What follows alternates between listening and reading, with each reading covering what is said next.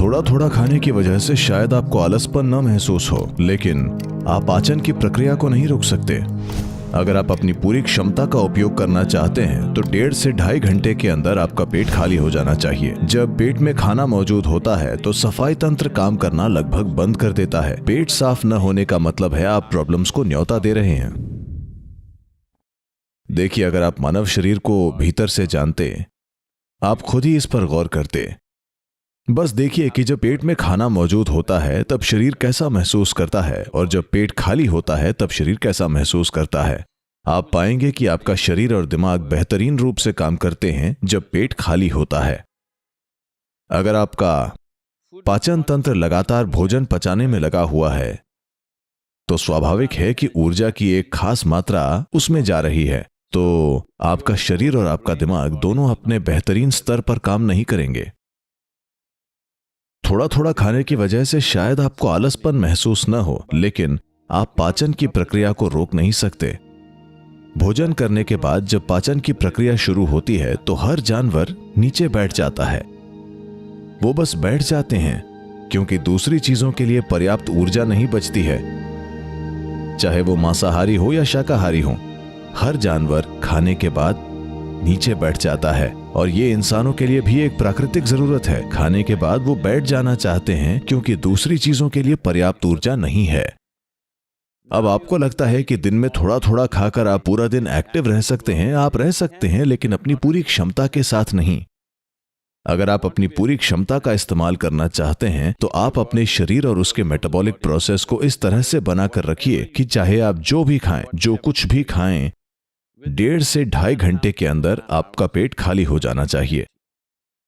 योग हमेशा इसी चीज पर जोर देता है कि 1.5 से 2 घंटे के अंदर आपका पेट खाली हो जाना चाहिए। पेट खाली होने का मतलब भूखा होना नहीं।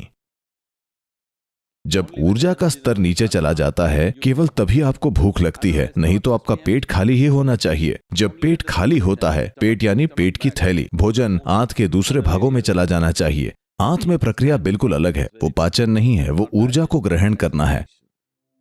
उसमें ज्यादा ऊर्जा नहीं लगती, पाचन प्रक्रिया में लगती है। जब खाना पेट की थैली में मौजूद हो तो बेहतर है कि आप अपनी गतिविधि को कम कर लें। अब अगर सारा दिन आपके पेट में खाना मौजूद रहेगा तो आप अपने जीवन की पूरी क्षमता कम कर लेंगे।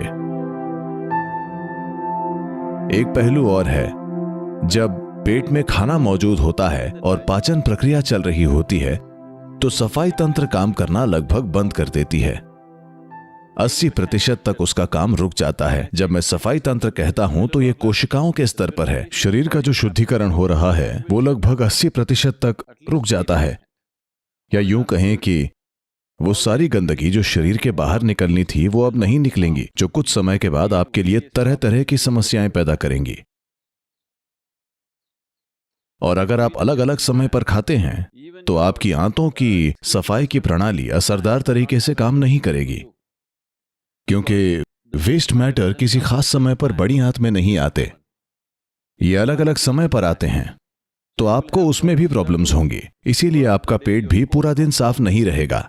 पेट साफ न होने का मतलब है आप प्रॉब्लम्स को न्योता दे रहे हैं। आपका पेट हमेशा साफ रहना चाहिए। योग में यह बहुत ही महत्वपूर्ण है। किसी भी पारंपरिक प्रणाली में आप देखेंगे कि अगर आप एक आयुर्वेदिक डॉक्टर या किसी सिद्ध वैद्य या किसी के पास भी जाएं तो सबसे पहले वे आपकी सफाई करेंगे, क्योंकि वो जानते हैं कि आपकी ज्यादातर प्रॉब्लम्स पेट साफ न होने की वजह से हैं। और जिस तरह से लोग आज खा रहे हैं, पेट को साफ रखना उनके लिए एक बड़ी चुनौती बनने वाला है।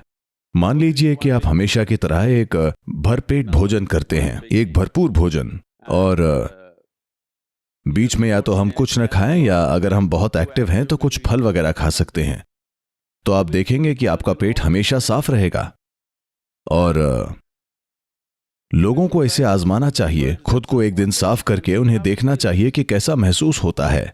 अचानक आप अपने भीतर कुछ हल्का और सुंदर महसूस करेंगे। हर दिन आपको इसी तरह महसूस होना चाहिए।